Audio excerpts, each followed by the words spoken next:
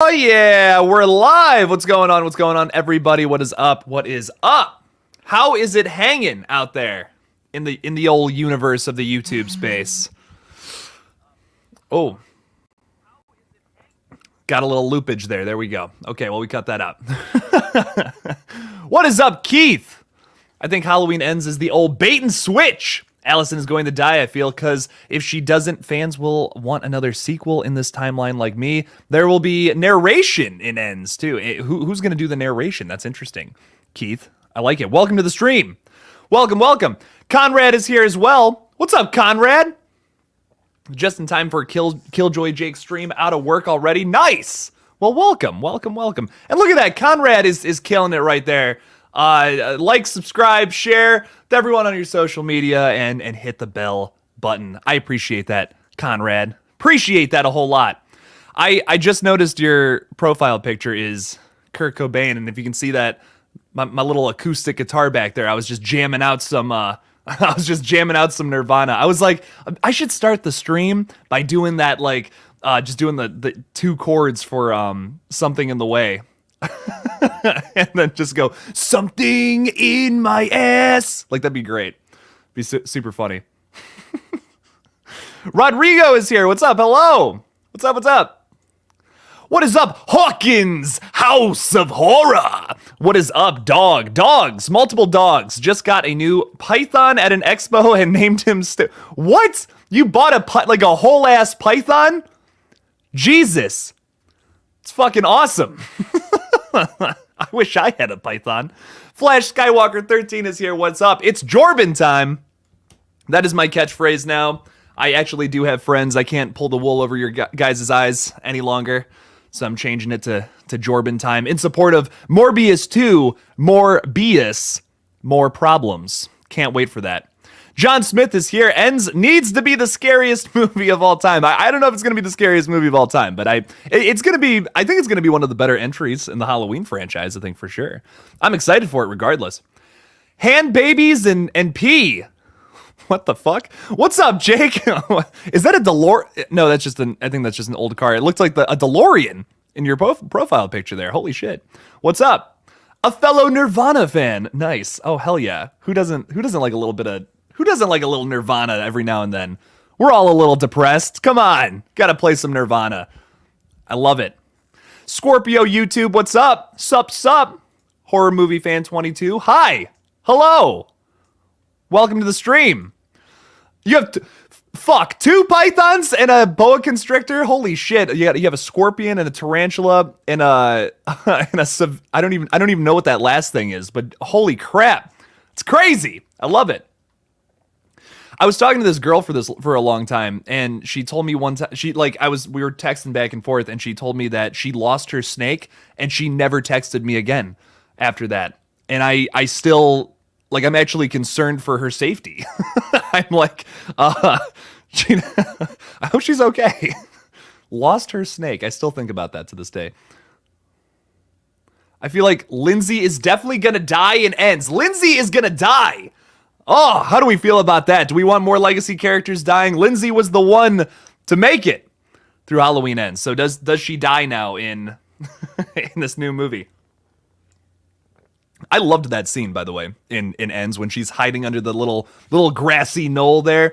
I got to do, during my filming locations video, we got to go to that little like park where they filmed all that, and like, I was kind of pissed because there was actually kids filming at the park, and you're not supposed to have kids in your YouTube videos, or else that it's made for kids, and that's a whole can of worms right there. But I actually went to the park where they filmed all that, like, and I saw the creek and all, but we couldn't. There's two things. It was that the kids, all the kids were playing on the playground, so like we couldn't just start filming. That'd be super creepy. But the other thing was, this guy was following us. Like, he saw we had like I'm walking around with like a Canon DSLR camera, and he started following us around. So we got kind of scared. He was like asking us a lot of questions about the camera. So we were like, I don't know.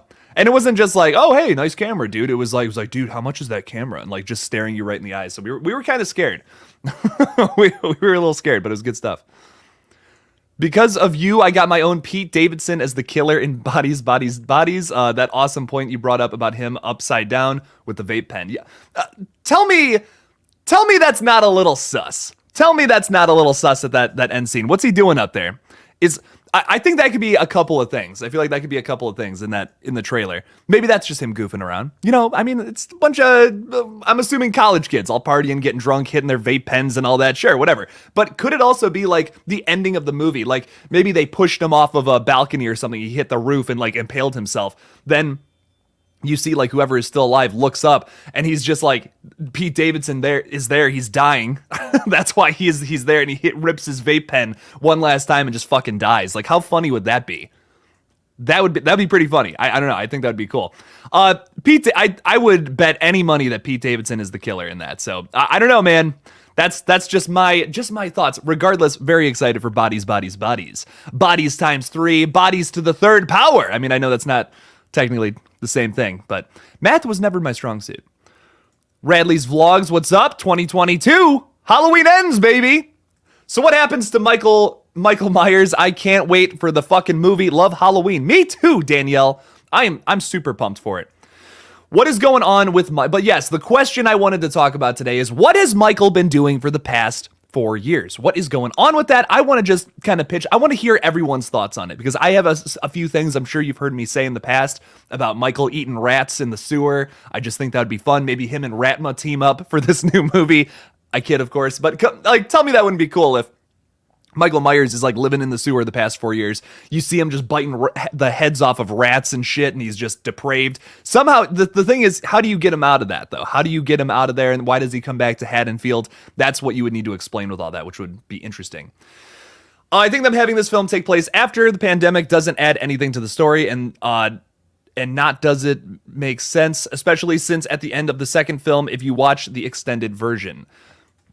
Yeah, I think I really think the only reason they're doing the 4-year time jump is not to comment on the pandemic. I think it's more to comment on just the fact that it's like, hey, let's bring it back up to speed where we are now, like in 2022. First movie came out in 2018. It takes place in 2018. Halloween Kills, they made it take place in 2018 as well. Now we're back up to speed. Now it's like 4 years later, exact time as when it's taking place. I feel like that's the only reason they really did it. It's not super necessary, I don't think, but I do think it's easier to make a movie that's not on the same night as your previous film. Like, imagine if they made another movie that was on the same Halloween night of 2018. You'd have the same problems that the last film had at this point. Like, you'd have Laurie Strode bedridden again. Maybe she's healed up after the couple of hours that she's had of someone working on her. I don't know. I just feel like I feel like it wouldn't work personally. I think that's why I don't think they're actually going to comment on all that. That's just my guess. Oh, this is easy. Jason X, easy, all day, every day. Jason X, baby, let's go. Let's get that Jason X. Halloween Resurrection sucks nuts. That's that's not even fair. Like, I hate when people say something sucks, because then it's like, well, I like Halloween Resurrection. Like it sucks because I feel like it's just not like, it doesn't feel like a Halloween movie. It feels like a late 90s slasher, or like early 2000s slasher it just really doesn't belong in the franchise. It also retcons a bunch of really cool stuff from the previous movie, which is why I don't like it. It's just such a departure from what makes Halloween great. That movie doesn't need to exist. That's how I feel about it. Jason X is at least like so bad it's good. Like, it's funny as fuck. I love it. The characters are a bit annoying. I love how like every joke in that movie too, in Jason X, is just like, oh wow, I just did something stupid. Yeah, you think? Like, every joke in that movie is that, and it's just like, okay, all right. Listen, if you're gonna give me a crazy B movie, give me some funny jokes, man. Let's go up the humor, up the ante on the humor. If you're gonna take Jason to space, it's crazy, and I love it. Bodies looks very promising. Can't wait for that movie. Me too. I'm excited for it. We don't need to know what Michael was doing for 4 years. Halloween H2O didn't need to tell us where he was for 20 years. We don't need to see where evil goes to hibernate. It's scarier. You have a point, Joker. I think you have a point there, but there is a part of me that feels like there's a big opportunity here to do something different with Michael Myers, opposed to just the same old, where he kind of just, like an H2O, kind of reappears, I almost feel like we have an opportunity to make something really really interesting. Like I've been talking about, like, what about just having a quick scene where it's like bringing Michael back to Haddonfield, like he's been living out in the woods, he's chopping some wood or something, some kids discover him in a cave or some shit, he kills them, and then somehow it leads him back to Haddonfield. He's like, maybe he starts feeling like nervous about living in the woods at by himself. He's like, oh, I've been found or something. I don't want him to say that out loud, but like I'd love for him to like go after more people because of that. Like maybe he's paranoid. He wants to just live out in the woods by himself. He doesn't have his house anymore. He doesn't exactly have any friends. No one wants to hang out with Michael Myers. No, I wouldn't want to hang out with Michael Myers. Have you noticed that Halloween 2 took place in a hospital? Why is that? I don't know. You know, I think that movie is I love Halloween 2, but like, why did Halloween Kills decide to fall into the same exact traps that movie fell into? You have a bedridden Laurie Strode the entire movie. It's just like, I don't know, man. Like that sucked back in the 80s. It sucked in Halloween Kills, man. I want to see Laurie Strode going after Michael and killing him. That's what I want to see. So hopefully in Ends, that's what we change. That's the big change, is that we have Laurie Strode actually going after Michael, running around town, taking him down and all that. That's kind of what I want to see. That's what I'm looking forward to. Did you like X? Absolutely. Oh, maybe my favorite horror film of the year so far. In the top spot currently. Although David Cronenberg's movie is close. It's up there, man. I really liked Crimes of the Future. Crimes of the Future. Oh man, what's my top 3 of the year? So I haven't even given any thought to this yet. We're almost halfway through the year. What's my top 10 list looking like so far? I mean, I feel like we have some of the better movies still yet to come. We have Nope still. We have The Black Phone, Halloween Ends, for instance. I feel like we still have some of the best to come. But my top 3 as of right now is probably like X. I want to say Crimes of the Future. There's been a lot of really good ones. I really liked that one. Scream 5 is up there. Scream 5 is at least in my top 5, I think, for sure. But man, X is still my top spot, baby. Ooh! So the new Nope TV spot came out. I liked the classic UFO look on it. Do you think that's the second trailer they talked about? This is a good question, Rodrigo. That might be, and honestly, I'm okay with that. Like, I'm totally chill. If that's the second trailer, that's all they're gonna give us, this little TV spot, I'm totally fine with that. That's okay. The only thing they really revealed is a few more shots of Michael Wincott's character, the dude who's wearing like the metal helmet, and he's like the only person to film the UFO and shit, which is crazy. I hope that's it. I kind of hope that's it. I want to go into this as like it's a mystery, you know, like I'm trying to unravel the mystery of the whole movie. I want to be shocked. So I hope that's the case. If they do put out a second trailer though, I'm down. I just hope they don't give us too much to go off of. Michael Myers is forever. You can't kill the boogeyman. Cody Ghostface is here, one of the channel members. Thank you so much for showing up, Cody. Jake made it. Well, won't be here long though. Fortnite event starts an hour and 55 minutes. Nice. I played Fortnite for the first time in years the other night, and wow, is it different. I sucked ass, too. Like, I got some 9-year-olds just started killing me, man. It was horrible. What's your favorite Michael Myers badass moments? Ooh! Honestly, one of my favorite like Michael Myers kills is in Halloween 2 when he like drowns the girl in the hot tub. I love that. That's so different from Michael. I don't know. There's something. It's simplistic, but it's also just it's just different for Michael to drown someone in a hot tub. I haven't seen that too many times in horror movies, so I appreciated that. I'm seeing some love for my Nightmare shirt, and I appreciate that. Thank you so much. Thank you to both Flash and Lala Reacts. Yeah, I love this shirt, but the collar is like choking me a little bit. I love it though. It's great. It's great stuff. Oh, yeah. What is up, Jake? What's up, Kane Kong? I like that. With the Joker as your profile picture. Sick shit right there. What is up, Jake? New Blood or Jason Takes Manhattan? Ooh, a good comparison right there. Some tough choice to pick between two good, two decent slasher films. I probably New Blood, but Jason Takes Manhattan is also really fun. Like, I actually think that movie's kind of underrated. Sure, is it just Jason on a boat? You were promised Manhattan, you got boats. That's basically what that movie is. I still enjoy Jason Takes Manhattan. I think it has some good kills. Also, it's very silly. I think the whole ending sequence is super ridiculous, and I love it. But New Blood's really tame with the kills, but I just fucking love Kane Hodder in that movie. Like, that's my favorite Kane Hodder performance, I think, is in New Blood. He's insane. Can't wait for the black phone. I'm so pumped for the black phone. It's gonna be good. Do you like Rob Zombie's version of Halloween? You know what? This is a whole rant right here, Danielle. This is a whole rant for me. I think that Rob Zombie brought this really cool aspect of brutality to Michael Myers, but ultimately changed up the character a little too much.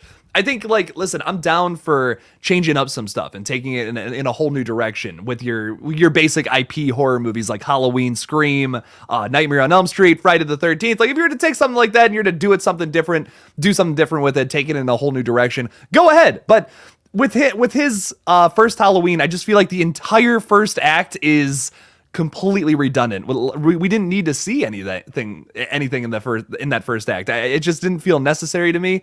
It was like a lot of backstory and a lot of like just him at Smith's Grove and all that. I didn't think we needed to see all that. And I also just don't love Rob Zombie's music is awesome. I was literally just listening to White Zombie before to hype myself up for the live stream. I love White Zombie. But like some of his movies, I almost don't care for like how he writes dialogue, because it's always between like the nastiest, most disgusting people. Like, and you see that in the beginning of his Halloween movie. It's just like, oh, I can't remember what they're talking about, but it's just like the trashiest going back and forth kind of conversation. And I don't know. It's a little bit much for me. It's a bit much, his style with movies, but I still think the brutality in that first movie is fucking awesome. Like the third act of that movie's amazing. I think it's super super freaky, super crazy.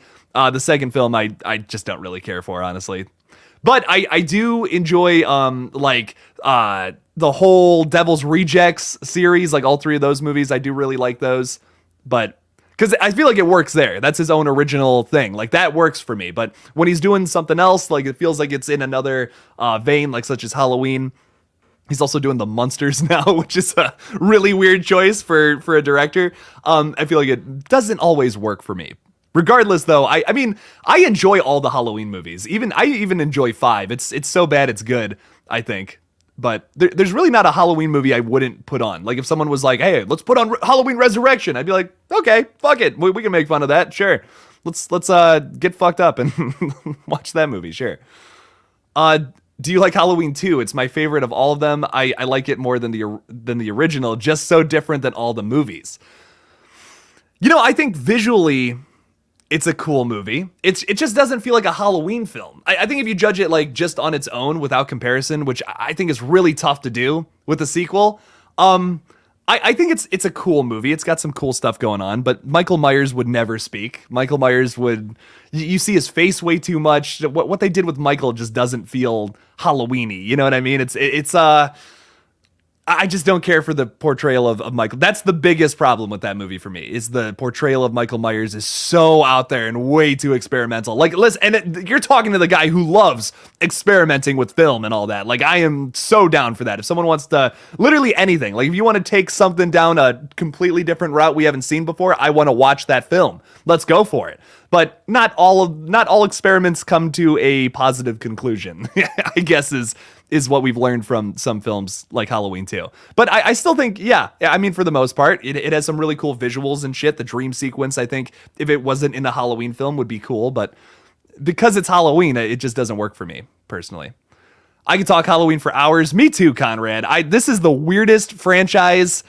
This is one of the weirdest horror franchises ever because of all the different routes they've taken, some of the sequels. And honestly, Halloween 2 adds to that interesting factor. So, like, even though not my favorite Halloween movie, I think it's still really interesting the certain routes it like the choices it makes. The whole Thorn trilogy too. I'm not the biggest fan of that direction. I don't think you need to over explain what Michael Myers is. Kind of loses the whole scary appeal to me, but it's still something so interesting to talk about. It's like how do we come down to making that choice for this movie? It's always such a cool thing to track down and discuss. So no, I totally agree. I think that this is one of those franchises we could talk about for hours and hours on end. Watching Resurrection not sober is the only way. You said it, not me. You said it, not me. Do you think Michael gets a fresh white mask and Halloween ends with his stimulus check? I feel like maybe he...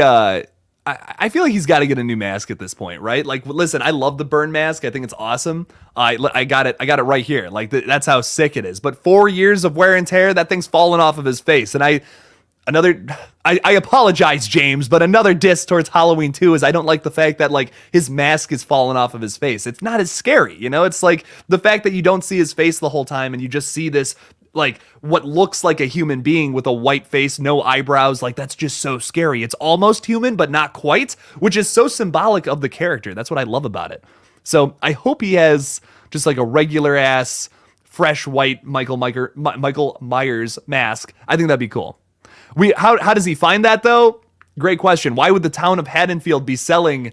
Why would they be selling Michael Myers masks, especially after the events of 4 years prior? So we'll have to see how they answer that question in October. But regardless, I'm excited for it. Moldovan Samuel, what's up, Samuel? Hi, Samuel. What's going on? What's going on? What's up? What's up? How many kills in Halloween Ends predictions, Jake?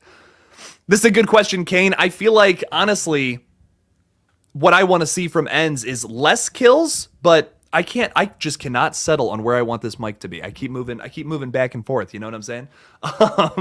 But for the kills and Ends, I kind of want to see less kills than kills, obviously. There was a lot of kills in that movie, that apropos to the title, I would say. But in this movie, I want to see less kills and more stalking. Like, I want to see more of Michael Myers lurking around bushes and shit and just kind of being like a slippery snake in the grass. And then finally in the third act, jumping out somewhere and starting to kill some people. So I want this one to be set up more like the original, like the 78 film. I just feel like that'd be a little more poetic than what they did in like 2018 in Kills.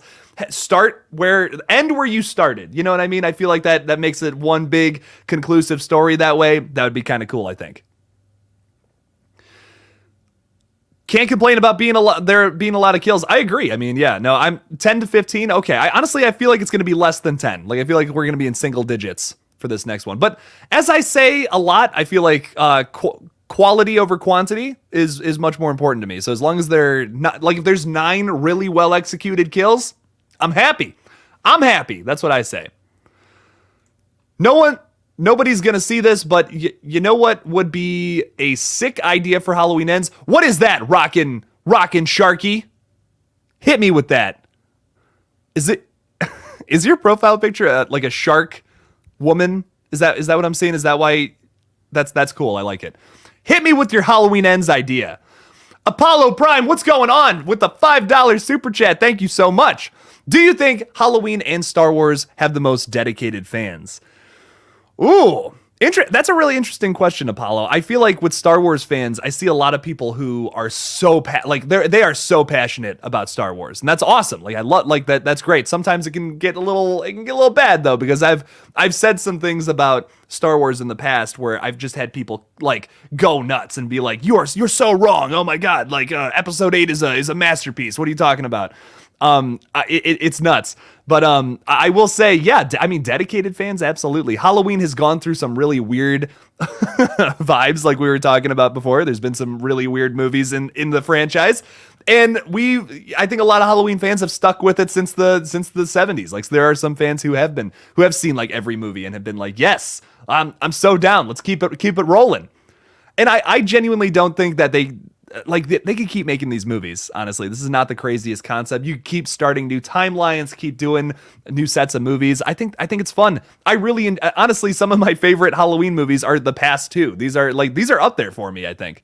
So they're not my like absolute favorites, but Halloween 2018 might be my second or third favorite. So I really like a lot of these. Dedicated fans, yes, is what I will say. Rockin' Sharky says 2 options for Michael Myers to get a new mask. First option would be that Ben Tramer's mask is still in his attic all this time. And option 2, Michael is living in an abandoned mask factory.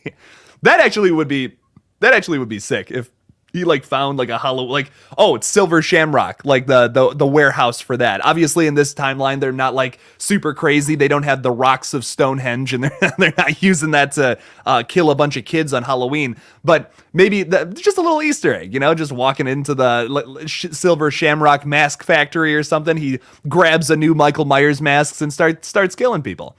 Sure. I mean, I think that'd actually be kind of cool.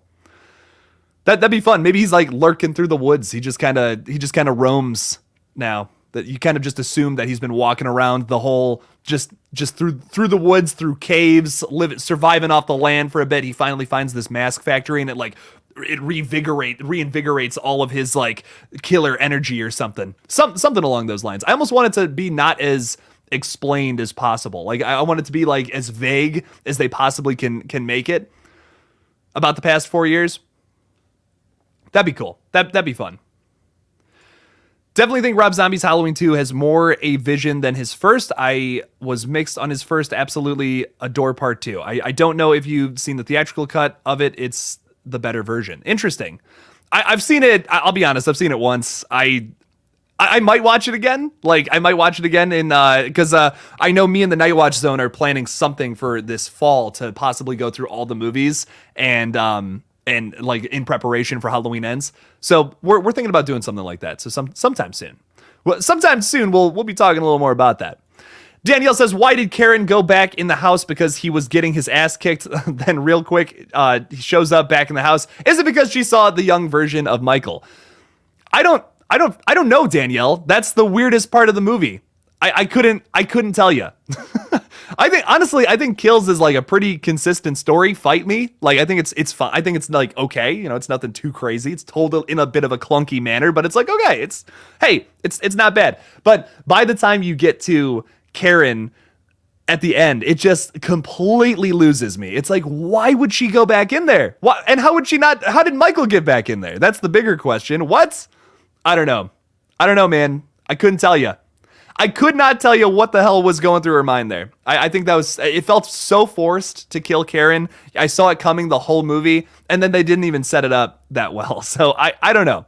I don't know why they did that. You could have saved that for the next movie is what I think. Like keep her alive the whole thing, but like kind of set it up. You're going to kill her. Then by the time Ends comes out, people have forgotten about all that. Karen gets killed in the opening scene or something like that. I don't know. It just didn't flow right to me. It was like you should have just ended it with Tommy get killed by Michael at the end by Michael. I don't know. Something else besides that ending. We needed to change that up a bit, I think. Michael Myers is here, everybody. What Michael Myers is stronger? Oh, Halloween 2007. Well, it is technically the same Michael in both films, but I would probably say the 2007 one, just because in 2009, I mean, like he's been like living on the streets and all that shit for like a year or something. I don't know. I would probably say 2007 Michael. They make a point to make him seem much more of a badass in the 2007 one than in the 2009 one too. So that's just my thoughts on that. But here a even crazier question. Michael Myers in 2000. I feel like 2007 Michael Myers would kick the new Michael Myers' ass. How do you like the grammar on that sentence?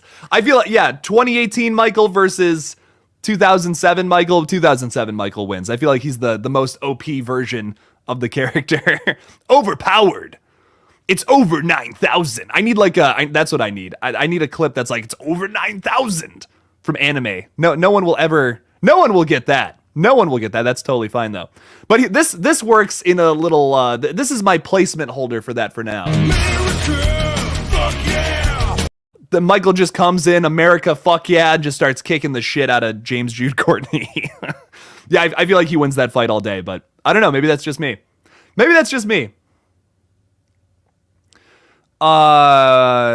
else do we got? Karen went back in to the house because she believes Michael's dead and curious what Michael sees through his sister's window. I'll tell you what, I'm not curious about that.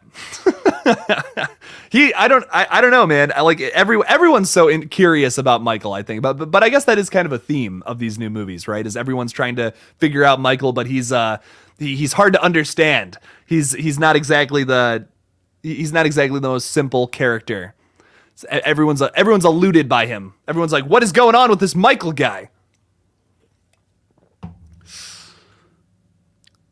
What else do we got? There is a scene that alludes to Karen's death when Hawkins is questioning what makes him kill.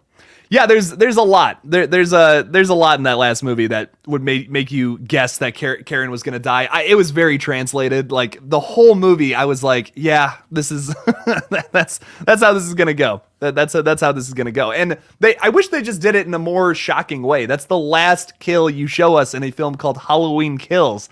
It should have been a little more livid, I guess. It should have been a little more, I mean, vivid, not livid. Should have been a little more vivid, a little more exciting. But it wasn't. It was kind of just like, oh yeah, movie's over, Karen's dead, let's move forward, you know? That was my biggest problem with Halloween Ends. Halloween Kills. A lot of people didn't like the chanting and all that, the evil dies tonight. I was like, whatever about that. That didn't bug me all that much. But the biggest problem for me was the whole ending, how it was paced, how they decided they made us a bunch of choices that were, hey, they were choices, they actually did make choices, but they weren't the best ones. I don't feel. Not feeling the best on that. Is anyone else hungry? Because I'll tell you what, I could use a snack. Now I hear you're hungry for a snack, and Chester Cheetos got your back. Okay. I just really wanted to play that. I can't get enough of Meat Canyon, man. I can't get enough of his videos. I was really feeling that. I was like, you know what? This is the right time to put that in there. This is the right time. Hey, don't be making fun of anime. You got anime in your profile picture. Okay. A fellow weeb. Good. Oh, watching from South Africa. Always love a good slasher. Well, welcome, Jason. Welcome. Thank you so much. Well, hello to South Africa. Thanks for watching. I appreciate that. Thank you so much. Sphinx says, I actually really like the character of Allison. I hope she has a bigger role with taking down Michael in this one. I agree. I think she will too. I don't think it's going to be all up to, it's not going to be all up to Laurie. I don't think. I think a lot of us are like speculating this is going to be Laurie versus Michael this whole movie. They wouldn't have kept Allison alive and done all the shit that they've done to her character just for her to not play a role in this last film. Same with Lindsay. I feel like her, Hawkins, they're all going to have some massive part in this movie. The characters, although there's going to be less characters, I feel like they're all going to have a bigger role and a bigger part to play in this new story. What would a Halloween anime look like? The problem with that is you couldn't have Michael giving you a shit ton of exposition every single time he's about to do something. That's the one thing about anime, man. I love Attack on Titan. There's a bunch of animes I love, but like, why every 2 seconds do you gotta give me everything going through their heads? They're like, oh, well, I can attack him from the side, but then I might not be able to do, like, you have this whole the whole section where it's just of anime, where it's just like they're explaining everything to you, which is funny. I still have to finish, I have to finish Attack on Titan, man. I still haven't finished that. You did it. Evil dies tonight. We need the clip and pizza bites in the oven. Oh man, that sounds like a wild night. Going and mobbing with your friends and then eating some pizza bites. That sounds great. Do I read mangas? If so, what's your favorite? I have not yet, but I've heard the Attack on Titan one's really good, and I heard Berserker or something like that is also really good. I don't know anything about that. But I hear that one's pretty good. I don't have a whole lot of time to read. Like, I have a bunch of comic books on my shelf down here that I just have not gotten to. I've read all the Walking Dead ones here, but I have Watchmen, which I'm only like 100 pages into, and I put it down because I've been super busy lately. But as soon as I'm not filming a movie, As soon as I'm not filming a movie, then yes, I will have plenty of time. Scream 2022 is the worst Scream movie, and Scream 4 is the best. Well, I don't necessarily agree. I don't think anything goes lower than Scream 2 or 3 for me personally. Both of those movies just have too many problems for anything to be worse than them. But Scream 5 is definitely like my third favorite now, though. I think Scream 4. I think like 1's always going to be the best for me. 4, 5, 3, 2. Honestly, is how I rank them at this point. I love how Wes would take inspiration from anime when directing. I did not know that. Oh, what? Wes Craven he got into some anime? That's crazy. Shit. Allison needs to be a big part of this next movie. Yes. I almost feel like that Allison should be the one to take down Michael if they end up killing Michael in this movie. Just because, man, she has gone through some shit. She's gone through some shit, man. She got both of her parents killed by Michael Myers. That sucks. I don't know. I almost feel like she deserves it. But how do you guys feel? Who deserves to kill Michael Myers in this next film? Or maybe do you feel that they can't kill the boogeyman? How do you feel about that? It said someone who grew up on How to Survive constantly put her fate in Michael's hands. Sad she died, but at the same time, why were you in the house? Scream 4 and Scream were the best, hands down. Yeah, I think I definitely like Scream 4 more than Scream 5 at this point. It's super underrated. Scream 4, I think the characters suck in Scream 4 besides like Kirby, Jill, and all the legacy characters. I really hate the characters in Scream 4. That's my biggest diss about it. I do love Charles Cypher's throwback line from 78 telling Michael, everyone deserves one good scare, except it kind of seems forced considering he didn't actually scare Michael. Yeah, I mean, I think it's just kind of cool. You know, there's a lot of things that are forced, I think, in that film, like we were talking about earlier, but it's still fun. It's still a good time. I like little callback things like that. It's always a good time. Always good time to see all that. So, imagine if Karen was played by Danielle Harris. That actually would have been cool. Why is Danielle Harris not in these movies, by the way? What's going on? What was she doing? She could have played a new character. I don't know, just a thought. Isn't Danielle Harris she's in the Rob Zombie movies, right? If I'm remembering correctly. Halloween 2007, we're looking it up. I'm like 90%. Yeah, she's Annie Brackett. Yeah, I knew that. Silly Jake. Yeah, Danielle Harris is great, man. I don't know why she's not in these new ones, honestly. I couldn't tell you. She could have played someone. She could just throw her in there. She's just like random civilian number 3 walking around. Hey, what's going on, Lori? That'd be cool. I don't know.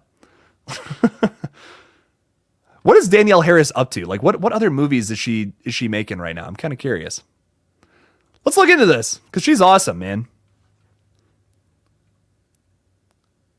I'm not seeing anything. She's in some of the Hatchet movies. I forgot about that. And she's an Urban Legend. I forgot. Oh yeah, she is. She's the crazy roommate that's always having sex, and that's awesome. Crazy stuff. Yeah, I forgot about that. Danielle Harris is in a bunch of good horror movies, man. So it's some good stuff. Halloween's 4 and 5 too. I think. Yeah. Oh yeah, she's that's like how she got her start, man. To be fair, I would rather watch these new films than most of the other sequels. A coherent story and a Halloween sequel? What? Yeah, no, bro, Liam, you're speaking my language right now. That's why I like most of these new ones. Is because it's like actually, oh wow, they actually paid attention to the story. They actually paid attention to how certain characters would react after 40 years of trauma. It's like, wow, okay, nice. That's pretty cool. So yeah, I don't know. These movies are so much better than some of the other sequels, I think. Personally, I don't know, like, for me, I still really like Halloween 2. Halloween 3, I don't know if I'd put Halloween 3 above 2018, but maybe. I'd have to think about that. I'd have to rewatch literally all of them. I gotta marathon all these movies. I gotta marathon all of them so that I can just, like, do a true ranking. It's been a long time since I've watched some of the other sequels. Like, I haven't watched, I haven't watched Curse in a long time. I've not watched Curse, and that's another one I've only seen once. I've seen Rob Zombie's Halloween 2 only once. So like I've actually seen Rob Zombie's Halloween a few times though. That one I've watched with some friends a few times who were like just curious. They were like, what did Rob Zombie bring to the table with this? I'm just curious. So and I was like, oh, watch the 2007 one, man. So, what's up, Apollo? Apollo Balboa, 1985. What does your gut tell you the motivation of the Ghostface killer will be in Scream 6? My gut feeling right now is that Ghostface is going after past survivors. That's kind of what how I'm feeling about it. I don't know. I think that's got to be the case. Why is Kirby coming back? Like that's my question. If Kirby's coming, it all depends on why Kirby's in there. If Gail's gonna be there, if Sydney's gonna be there. As of right now, I think it would be really cool if we had a Ghostface just going after some of the past survivors to kill all them, and then like just be like, hey, we're ending the Ghostface killing spree tonight. If everyone dies, there's no more Ghostface killers. Nobody gets roped into this series. No more movies.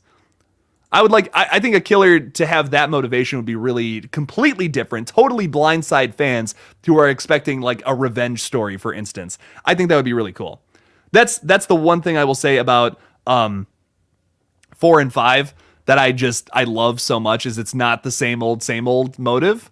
That's something I didn't. Honestly, I think the motive in a Scream movie is as important as whoever your killers are, your killer reveal, how good the mystery was, and your opening kill. That is just as important to me. The motive, just as important to me. Which version of Curse do you prefer? Producer's cut, all day, every day. That's the one I've seen. I've heard about what happens. I've heard about the differences. Producer's cut, all day, every day. They need to send in Creighton Duke. I mean, that dude mysteriously knew how to kill Jason Voorhees. I loved Creighton. That is my favorite part of the worst Friday the 13th movie, man. Creighton Duke is awesome. If it wasn't for him, I don't know. I don't even think I would watch that movie again. But Creighton Duke fucking slaps. Love him. Love him. Great character. Stu has to comment on today's horror when he returns. That would be great. Conrad, that would be great if they go that route. I'm down. I'm down, but we'll just have to see. We'll just have to see if they do it or not. And one thing we'll keep it on Halloween, but I will say I don't think it's too crazy to even suggest that he could come back for the next movie, considering the fact that he's in Scream 5. Like he's literally plays a character in that. So I don't think it would be that crazy for him. I see a lot of people saying like it's not gonna happen. It might happen. Like I don't love it, but it might happen. So, Red Right Hand news. Yeah, funny you say that because I've been waiting literally all day for a phone call from Matt. So that's why I've decided, hey, I'm just going to go live. Fuck it. Why not? We're supposed to film some more stuff today. I have to wait for Matt to call me. I called him like multiple times this morning and nothing. So, hopefully we'll be filming some more stuff soon. I'll actually have a little video for my Jason and Freddy tier patrons sometime next week for like a little update video we keep making more videos. Like we keep filming a little more behind the scenes videos where it's like, oh yeah, I got to put that in there. That'd be great. So that's kind of why it hasn't come out any sooner. I'm making a really cool behind the scenes video of like all that. You can check that out if you're a Jason tier patron or a Freddy tier patron. So check that out. Go become a channel member. Hit the join button on my page. Do all that stuff. That'd be great. Be some good stuff over there. Producer's cut is my go-to with more Loomis, the John Carpenter-like score, much better editing, and actual suspense. Yeah, it's producer's cut all day, every day. Like that is so much better of a movie opposed to the theatrical cut.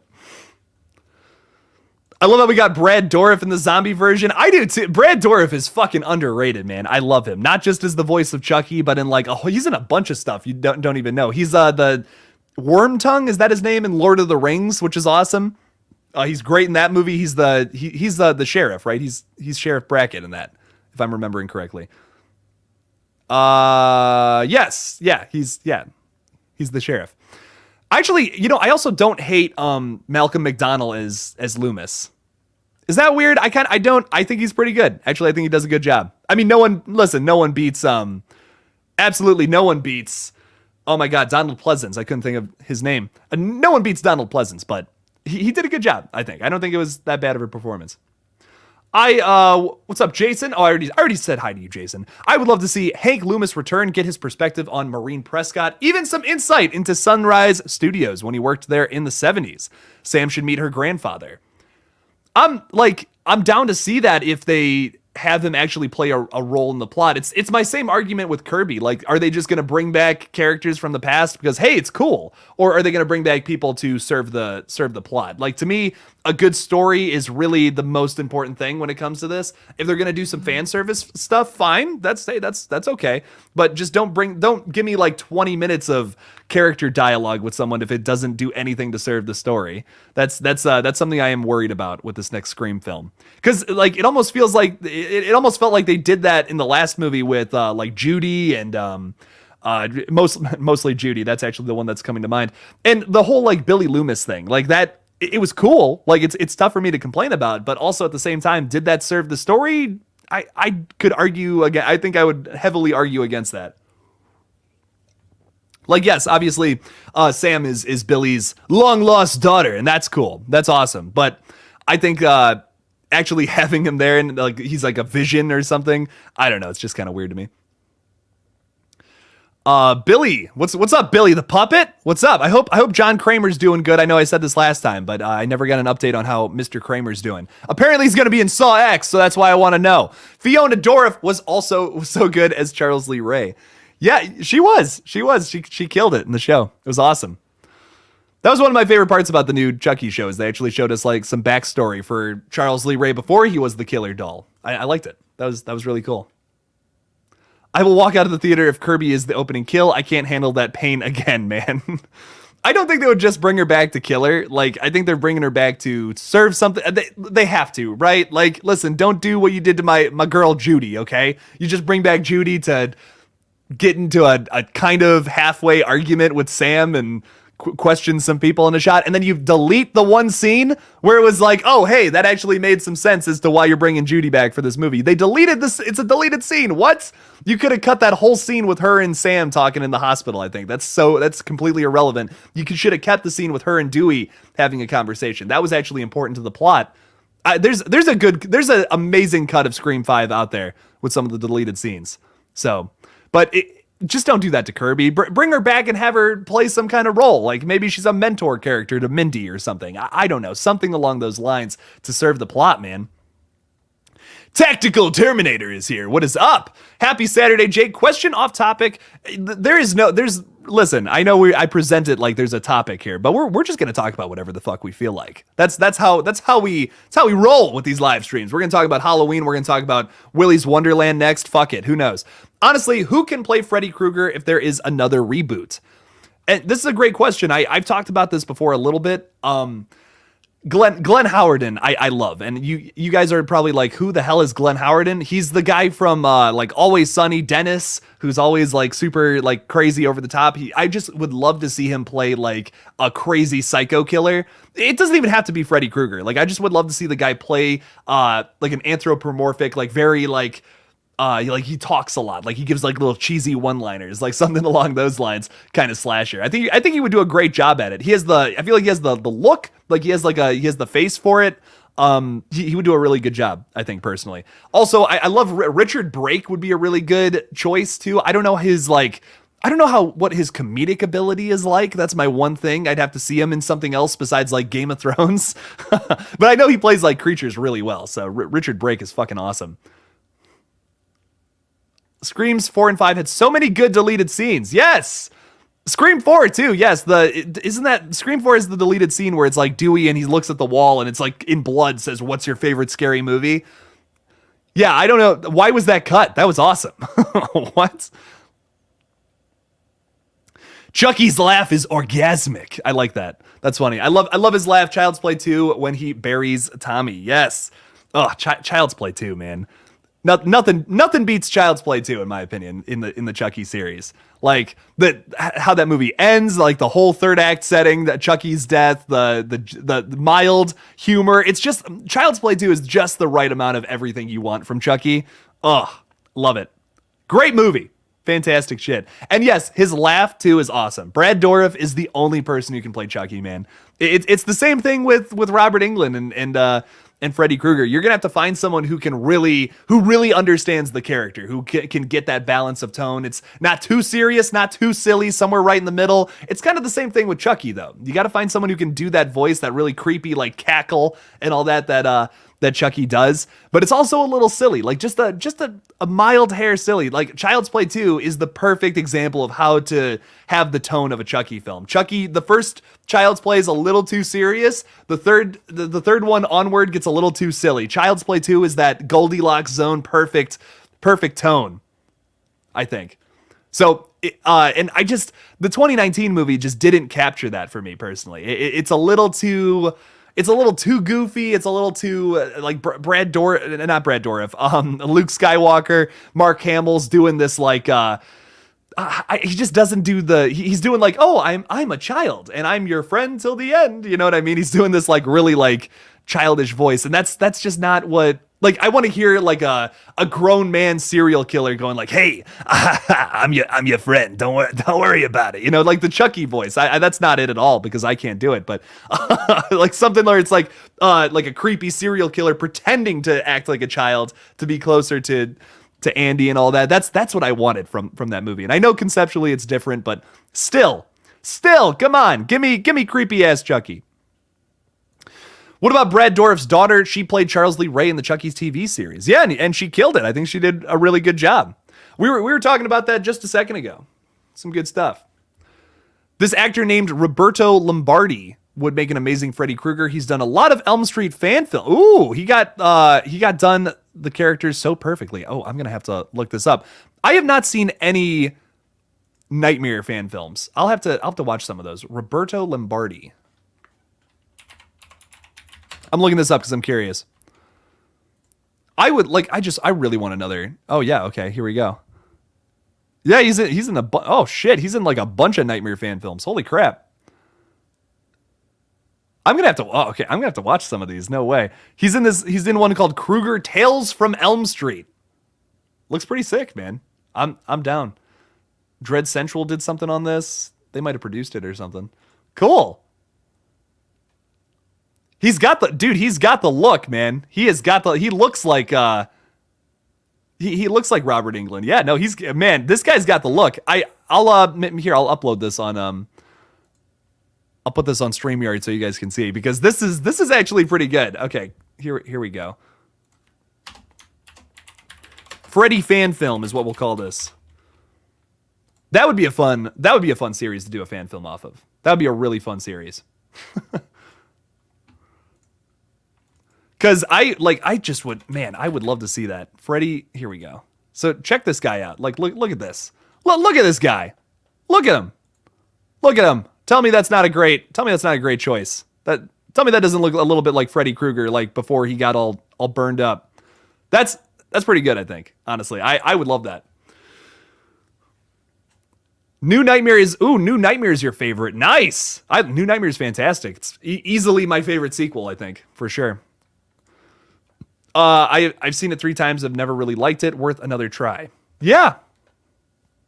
I like New Nightmare. Honestly, it's probably my favorite. Then Dream Warriors right after that. Those are like the holy trinity when it comes to Freddy films. I feel those 3 movies. Fiona Dourif as female Pinhead. Fuck yeah. I'm excited for Jamie Clayton to play the character, but oh my god, Fiona Dourif playing Pinhead. Oh, I'd be so down for that. I want to see her play like a creature or something. I feel like she'd do a really good job at that. She's got like a certain look that I feel like she could do a really good like killer or creature or something really well. I could see it. Amber killed Dewey. I am not a big Scream fan. 1 and 4, and that's it. The director said Amber was the killer. Plus, the stuntman size is all about the mystery, height and size to throw off the identity. I don't know. That I guess that doesn't really bug me. I almost kind of like something we're doing for our fan film is that the killer who you're trying to. Okay, I shouldn't say that.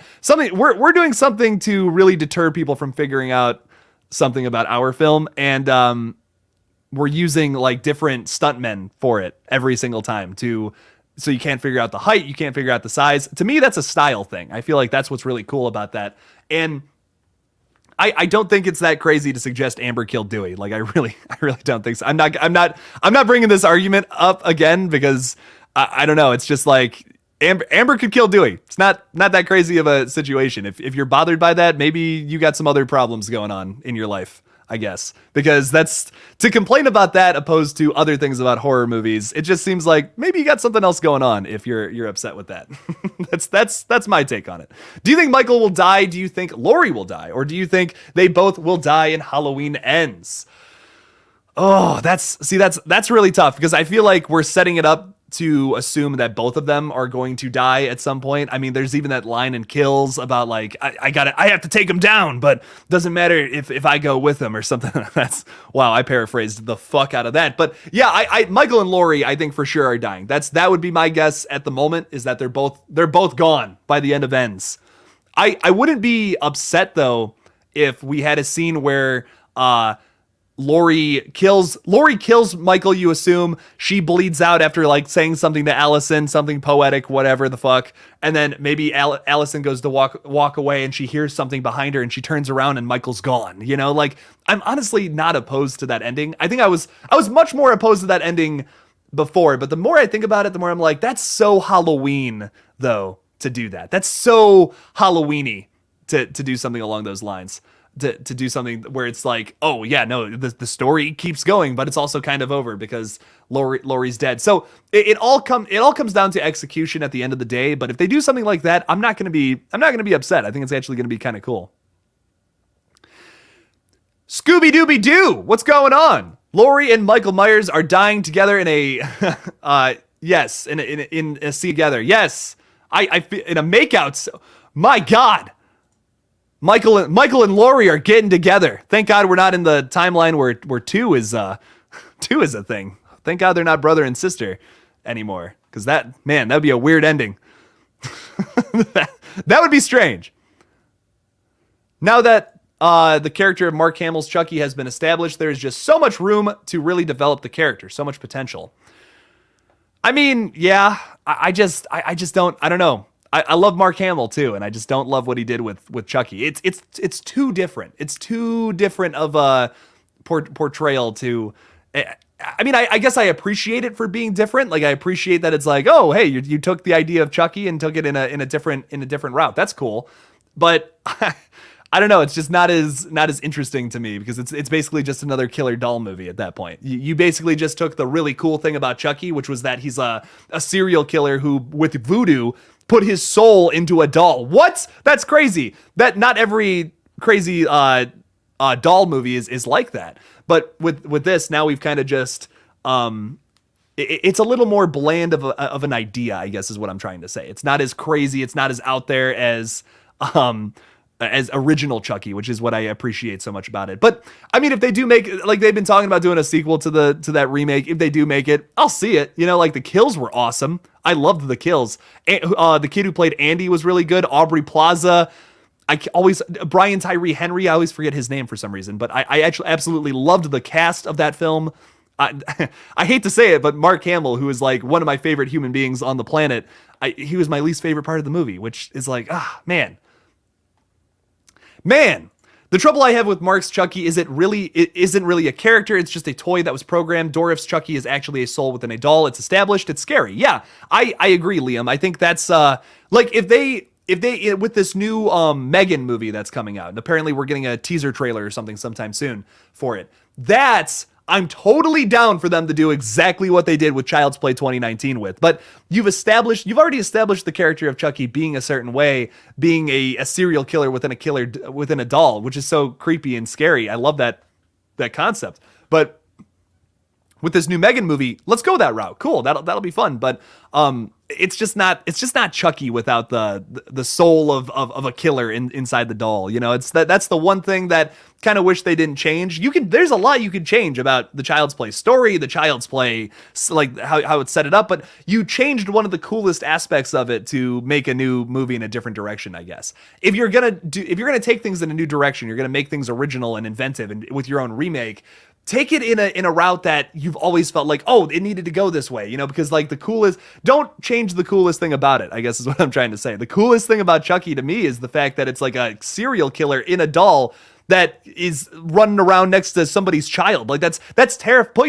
yourself in the position of Mrs. Barkley, man. That's terrifying. That's a horrifying situation to be in. And you now have completely changed that with the remake's concept. So I think don't fix something if it's not broke is my opinion. That's kind of that's the lesson we've learned from the 2019 film. I still really enjoyed it. I mean, I think it was still cool. It was basically just a killer doll movie, but it was cool, but it just wasn't Chucky, you know? So, if they release Halloween 6 through Rob Zombie's Halloween 2 on 4K Blu-ray, would you get it? Definitely 6 and H2O for me. I don't know if I would like, so right now I have 1 and I have 3. I actually only have the 4K of the original 1, and I have the Blu-ray Steelbook of 3. I'm going to be honest, I like the Steelbook a little better for 3. And whatever, if it's in 4K or not. That doesn't bug me all that much. But I don't know if I would get 6. I don't know if I would, like, maybe I would, like, because, man, that's like $30 on like, that's why I'm not buying 5. I'm not paying $30 for Halloween 5, sorry. But I might get 2 and I might get 4 on 4K still, if those are still available. Those ones I would want to get. But I would definitely get H2O. I would definitely get, I would get both of Rob Zombie's movies on 4K. Just to have them, you know, that would be cool. If I could afford that would be great.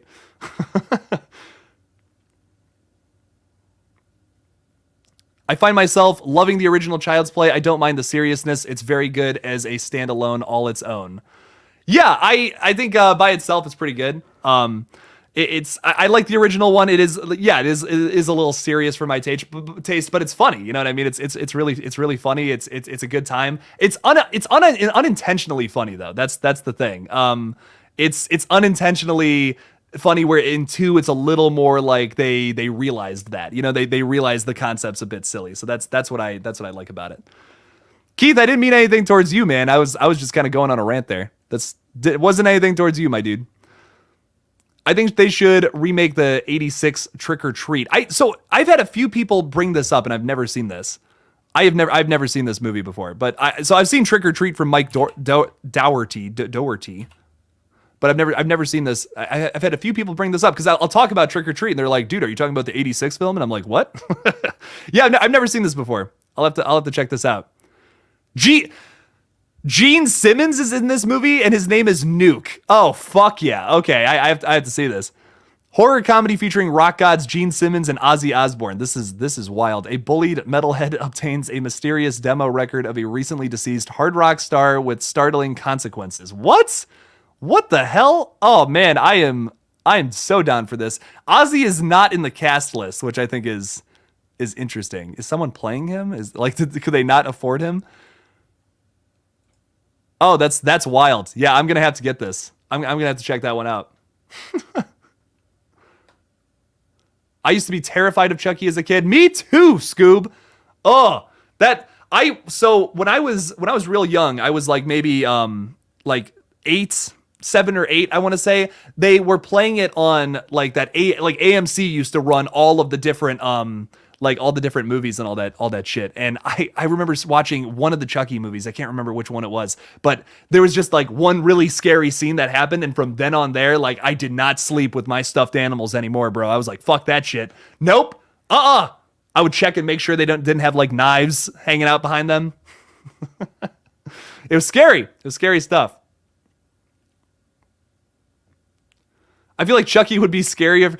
Oh, Extron Gaming, bro. I have a movie for you, my friend.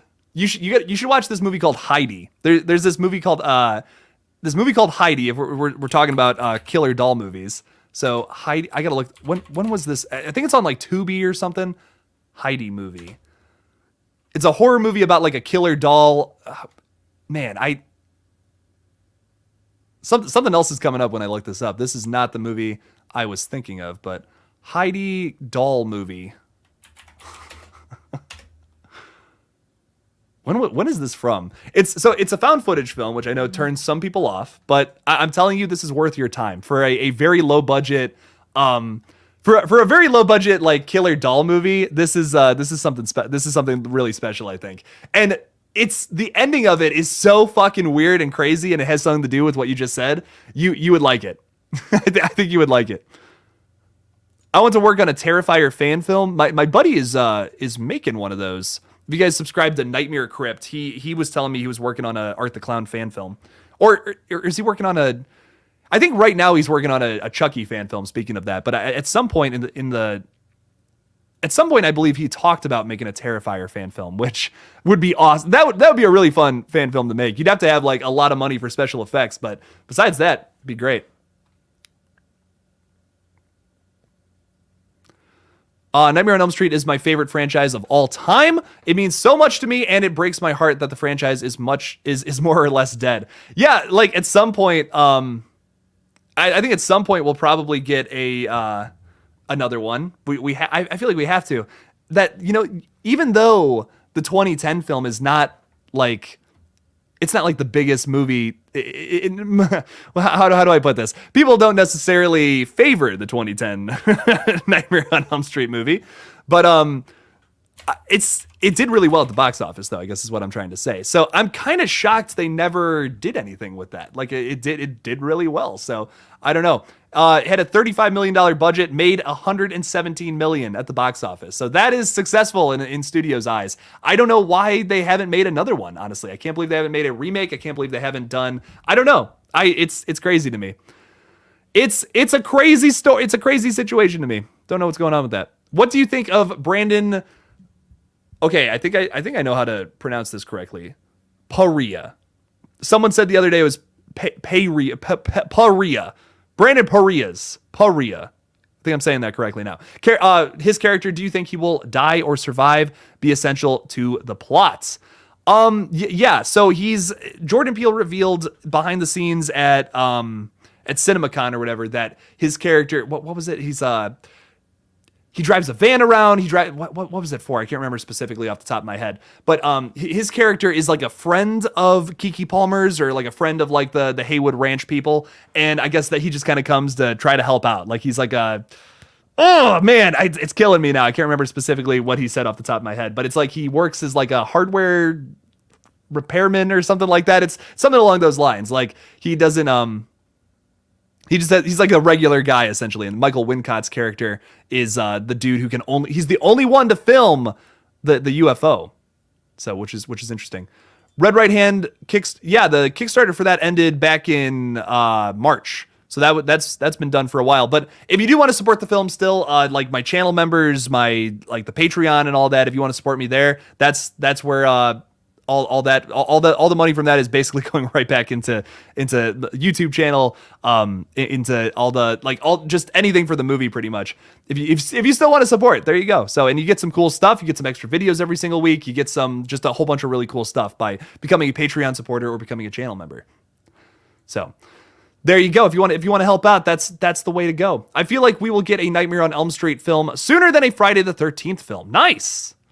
I mean, honestly, I'm okay with that, and it makes a lot of sense because of all the legal trouble that Friday is still in. Because even though, yes, we're no longer in court with the film, doesn't seem like the two guys who were at court like against each other are gonna get together and be like, hey, let's write a movie together. That'd be great. So I don't know. We'll have to see. We'll have to see what happens with that. Well, I think for sure you're on point with that, though. I think for sure we get the Nightmare on Elm Street movie first, then the Friday the 13th film sometime in the future. Hopefully, fingers crossed. I just don't want to get like, people have been talking about doing a Friday film where it's like, it's Jason and he's like a little baby, and so with focuses on Pamela Voorhees. I kind of just don't, I don't really want to see, I don't know. I'm not really interested in that. I want a new movie where it's Jason with a hockey mask running around killing people. That's what I want to see, man. That's why I'm so excited for Womp Stomp's new fan film, which I don't know if you guys know of Womp Stomp or whatever, but I constantly want to talk about them because they're just absolutely amazing. They're putting out another Never Hike Alone movie. What's it called? Never Hike Alone. I think it's just called Never Hike Alone too. But if you guys have not seen their other fan films, they do Never Hike Alone, a Friday the 13th fan film, and Never Hike in the Snow. Both great. Both fantastic little fan films, which you guys got to check out. And I unfortunately missed the deadline to support Never Hike Alone 2, which was unfortunate. But I do want to say, if you want to support those guys, go nuts. Like they are amazing. Womp Stomp puts out some really fantastic shit. You think the name Tara in Scream 5 is a reference to Tara in Terrifier? I think Tara is just a cool name. You know, like Tara's kind of sick.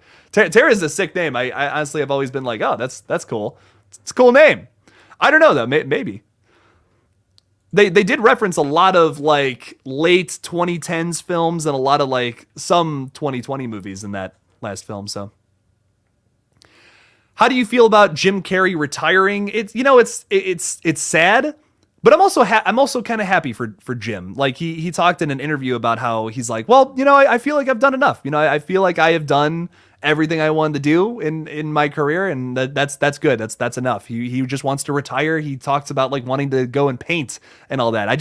I love that. I love that about Jim Carrey. I'm very glad he's satisfied with where he is in life, because I've heard some not so great stories about him in the past, like some things that have happened in his life that just sounds like it really sucks. I'm not going to say I'm a Jim Carrey expert, but it seems like he's had a rough go at certain points. So I'm glad he's happy. He seems like a great guy.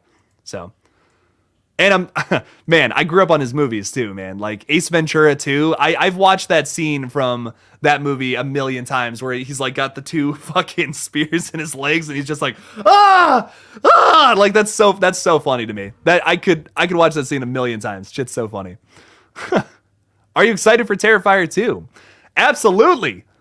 Mukunda Gandhi. I'm very excited for Terrifier 2. I think it's going to be great. Art the Clown's back in a plot this time around. Oh, crazy. So I love the first Terrifier, but it could have used a better story, I think. And with Terrifier 2, Damien Leone has talked a lot about how it's going to be like really story driven. It's going to establish a final girl against Art the Clown with Sienna. This is going to be, I think honestly it's going to be such a better movie than the original, which that movie broke ground even with like some problems that I have with it. But regardless, I still love it for the brutality and David Howard Thornton's performance.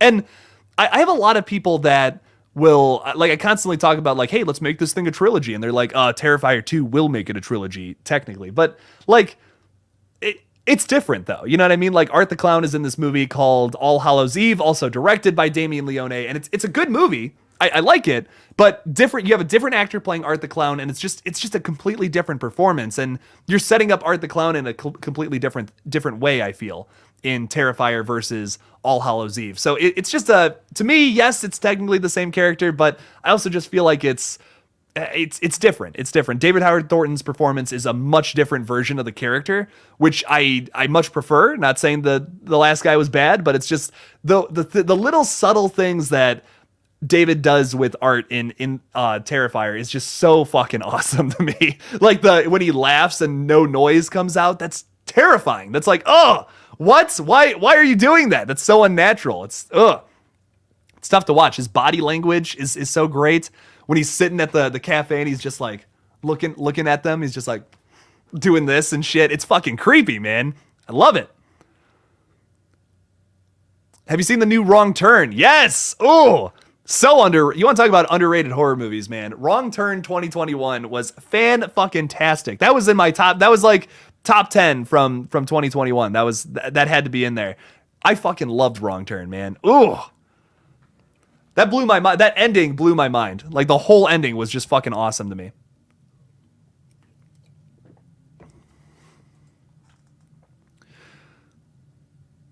What else do we got here? What else do we got? Sam and Tara's last name, Carpenter, is a reference to John Carpenter. Yes, it is.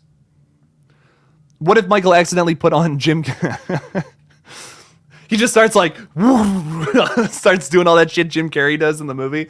His like jaw drops when he sees someone walk by. Some bullshit like that. Humana, humana, humana. You know, like shit like that. Starts doing Jim Carrey's shtick, but it's Michael Myers. That would be great. Oh, that's what I need in a new movie. Michael Myers just going all full on Freddy Krueger on. Like that'd be crazy. No, that's another thing. You know, we like to play around with the idea of let's portray Michael differently. Let's portray Freddy differently. Let's do different things with these characters. I think it's tough. It's tough when you want to make a change like that, because there's a lot of fans who won't like that. You know what I mean? You'll change a character up to be completely different, and then it's like, oh man, well actually I loved that about Michael. You know, it's tough whenever you make a bold change like that. You never know if people are gonna like it or not. We're doing some things with Red Right Hands that it's like, it's a big change. It's a big change for Scream. There's a lot of things that I feel like people are not gonna like, and it's something I've always wanted to see in the Scream franchise. So we're doing it. We're saying, hey, fuck it. There's a lot of different things we want to play around with that we are doing. So sometimes you got to just do that. You just have to make the movies you love, because I can't remember who it was earlier was saying like, hey, Halloween 2 from Rob Zombie is my favorite Halloween movie. There are people who will appreciate it, so make the movie you want to make the changes you want to make. I'm not going to say no to that, That's just my thoughts on it. Oh, yes, and if you're like, holy shit, Jake, that is the biggest water glass I've ever seen in my life. It is. Oh, man, this is insane. I was drinking out of this Batman cup for a while, and, like, the other day I just, like, grazed my thumb against the inside of it, and, like, it took off a bunch of, like, yellow paint. So I'm like, I probably shouldn't be drinking out of this thing. This is probably gross. So I have a new glass, and it is really fucking heavy. It's the one thing I don't like about it. Cody says, what was your favorite Loomis moment, Donald or Malcolm version? Like definitely Donald Pleasance for me, obviously, but I'd like Malcolm's not bad. What was his full name again? I was just talking about him earlier. I was saying like I don't think he was that. I think he did a pretty good job, honestly. I think as Loomis, he did a decent job, but Donald Pleasance will always be the best. My favorite Loomis moment, though, I love Miss Dr. Loomis in Halloween 4. Like, I think he's great in Halloween 4. I think like that whole movie to me is about Dr. Loomis for me. I don't know. I love it. I love his performance in that whole movie. He's super over the top. I love when he's really silly and just crazy. He's also great in 2 as well. He's great in like 1, 2, and 4. For me, I just love Donald Pleasance so much. He's great in all those films. My favorite moment of his, though, man. I mean, I shot him 6 times. That's great. That's awesome. I fucking love in the original when he scares Lonnie. Oh my god, that's so fucking like. What is he doing? What are you doing, Dr. Loomis? Stop screaming at kids. What the fuck? It's fucking weird. No, but it's I don't know. He's a great character. He makes that original Halloween for me. It kind of shocks me that so many people were upset with. Like, I remember when Halloween Kills came out, so many people were complaining. They were like, why is it so silly? Like, why are the townsfolk reacting in such a goofy way? That's just not Halloween. And I'm like, have we forgotten about Donald Pleasance in the original Halloween, who's like super over the top, super goofy and silly? Like, that's always been a part. Like, yes, you have Michael Myers. He's scary as fuck. He's tough to understand. He's not exactly one way or the other. You don't really know too much. You don't really get too many answers about what Michael Myers is, and that's scary. That's a part of Halloween that's like super cool and really really close to what they're trying to do with the film. It's the same thing with Donald Pleasance as Mr. Loomis, as Dr. Loomis, though. I keep saying Mr. for some reason.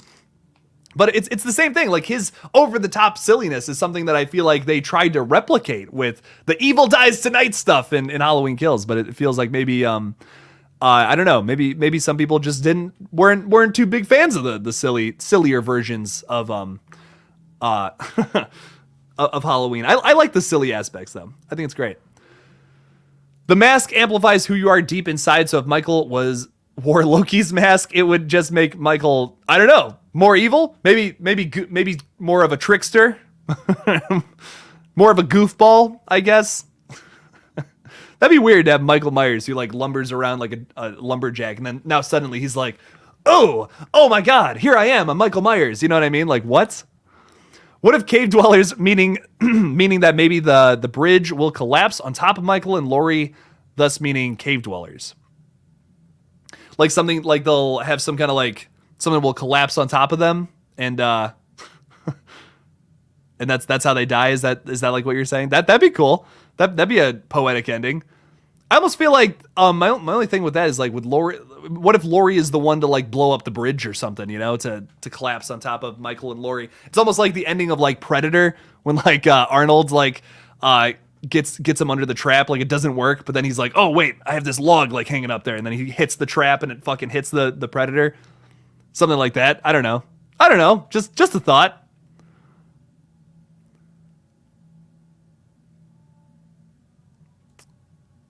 I love fan-made movies, if that's what you're saying. I don't know what family movies?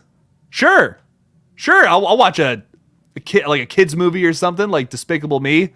I fuck with some I'm not gonna say I fuck with some minions. That's a weird thing to say, but no, man. I mean, I fucking love like Pixar and like animated movies and shit. Those are bangers. Halloween 2009 versus Halloween Kills. Ooh, that's tough. These are both very experimental films in the franchise. Like they're both films that do certain things that I really enjoyed. I like that Halloween 2009 takes like both of these films take chances. And that's I can appreciate that in films, even if I feel like even if I disagree with some of the choices they made. I always appreciate when movies do different, like just take chances. They go different routes than where they've gone in the past. Because you can also have a movie that's too close to your original, and it's like, well, why'd you even make this movie? Like, what was the point? You didn't continue the story. You kind of just gave me the same old. I feel mildly about like Halloween 4 that way. It's kind of it's a little too similar to the original. They take some different routes, but with Halloween 2009 and Kills, I feel like I like Kills just a little more because they're both pretty brutal films. That's not actually a good. This is a tough comparison because both very brutal films, both have high body counts, but I think that I don't love some of the choices in the 2009 Halloween 2 as much as I do in Halloween Kills. Like there's things in both movies that bug me. There's things in both movies I really appreciate.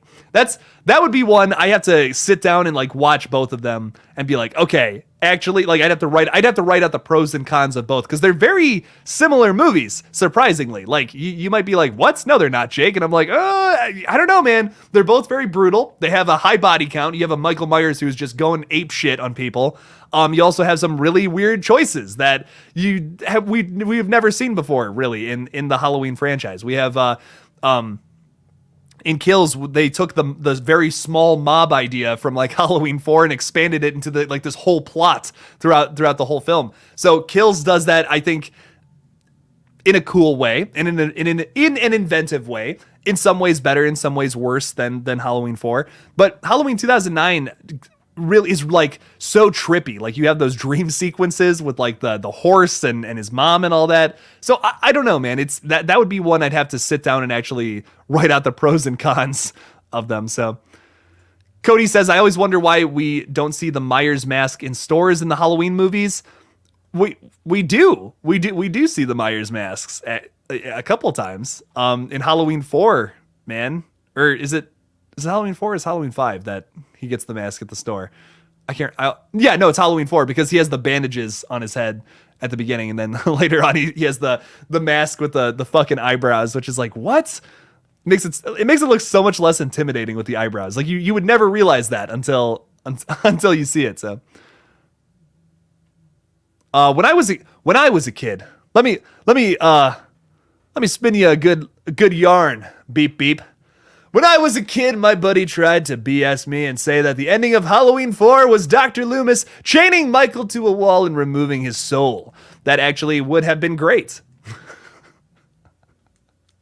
Donald Pleasance just fucking going off on some like voodoo rant or something, and he's just like chanting something, like, and he's using his like fingers like this, and he's like, just chanting something like the Chucky thing. I can't even remember how that goes, but yeah, he's just saying that at Michael while his soul's just coming out. I'm not gonna lie, there's a part of me that would love to see that movie, and that would fit so well into 4, 5, and 6, like the Thorn trilogy. That would have been the time to do something like that too. I like that. Halloween Ends needs to have a small body count. Leave the high body count to a character like Jason Voorhees. Yeah, I think with Kills, man, we had a pretty decent body count, the highest of like all of the Halloween movies, which is pretty awesome. And I appreciate that film for that. But now you have two options with the sequel to that, essentially. This is the third film in the David Gordon Green trilogy.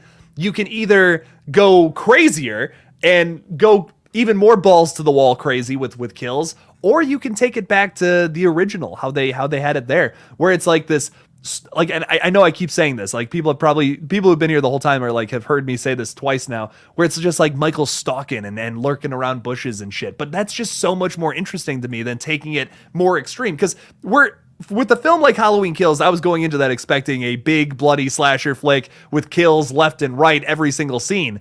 That's what I was expecting. With Halloween Ends, I'm expecting a much more sophisticated movie. And that's okay. Like, I think tonally, that gives me a reason to come back to all three of these films. 2018 is like the establishment, is like you kind of a similar story to the original, but it's still fun and still very brutal. I enjoy a lot of the kills. The head stomp is still one of my all-time favorite Michael kills from 2018. It's a great movie. It's really fun. You have some awesome characters in that film too, especially the side characters. In Halloween Kills, I'm going to go back to that to watch some of the crazy, like the biggest body count ever for Michael Myers, which is great. It's really fun. But then with Halloween Ends, I want a more sophisticated, character-driven film. Like, you've impressed us with things that we've all come to slashers to see. We come to see these crazy amounts of kills, these like just an awesome slasher and all that. But with Halloween Ends, give me a more sophisticated movie that focuses on the characters a little more, ends this timeline, ends the story, because that is what the tagline would suggest is going to happen in this damn film. End it somehow is what I say. Andy, what's going on? Imagine if they were to add Michael Myers' mask in Halloween Ends for people to buy, and we'll get a scene like Halloween 4 with Dr. Loomis seeing multiple Michaels.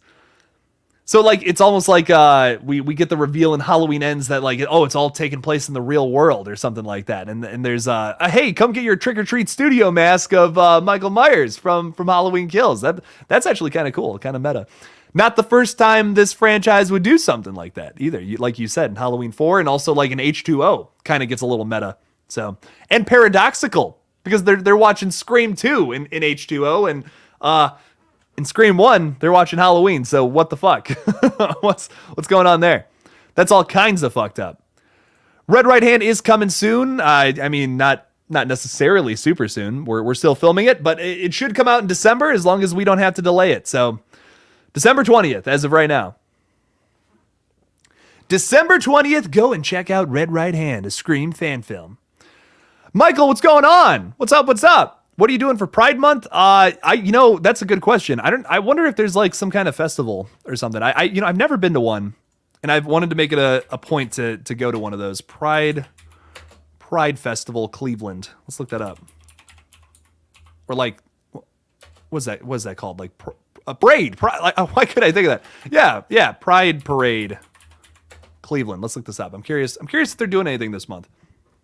Oh shit! There's one today. Holy fuck! No way. They're doing it today. That's fucking crazy. What are the odds? They're doing that out in the flats. That's cool. Dope. Well, if you're in Cleveland, go check that out. There you go. I hear it's like super awesome. It's like super, just like really positive vibes. Some good times. So there you go. That's how we'll celebrate.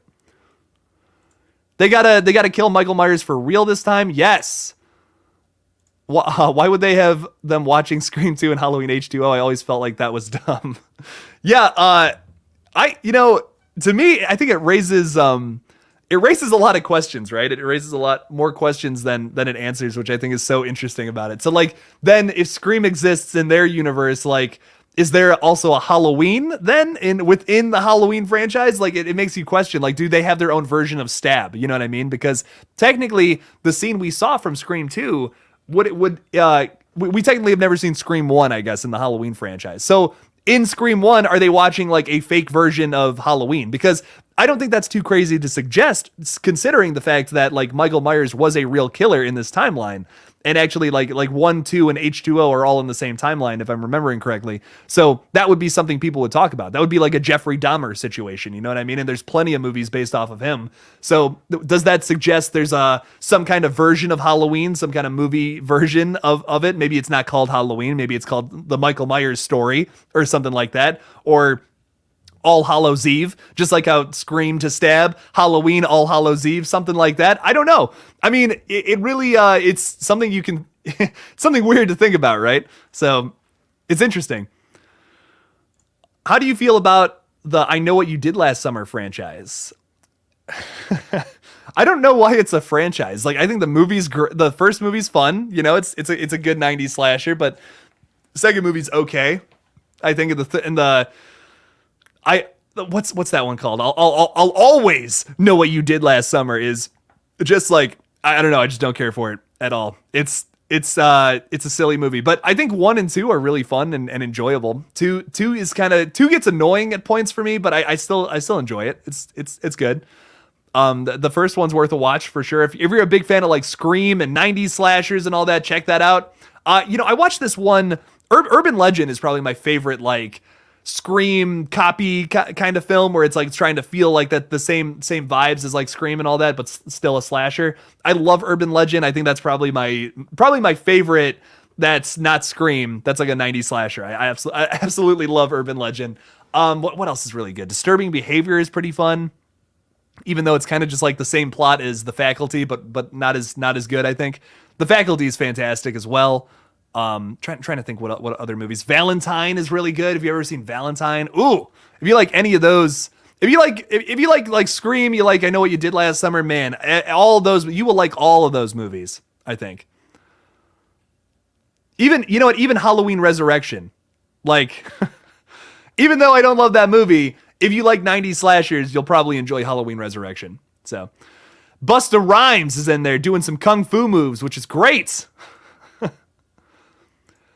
So I watched the first episode and I just couldn't get into it. I don't know. It just wasn't vibing with it. It had a twist ending. Maybe I'll give it another shot. Maybe I'll give it another shot and watch it, because I did like a video on it and I was talking about it a little bit. Is it because it got canceled? I know that.